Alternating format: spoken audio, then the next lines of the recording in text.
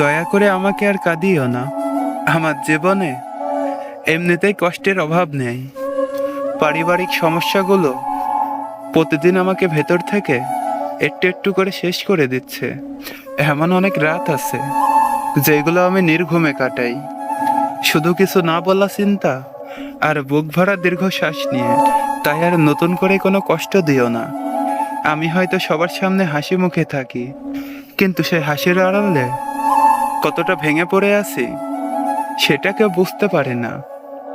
সবাই ভাবে আমি ভালো আছি, অথচ প্রতিদিন নিজের সঙ্গে লড়াই করে বেঁচে থাকি।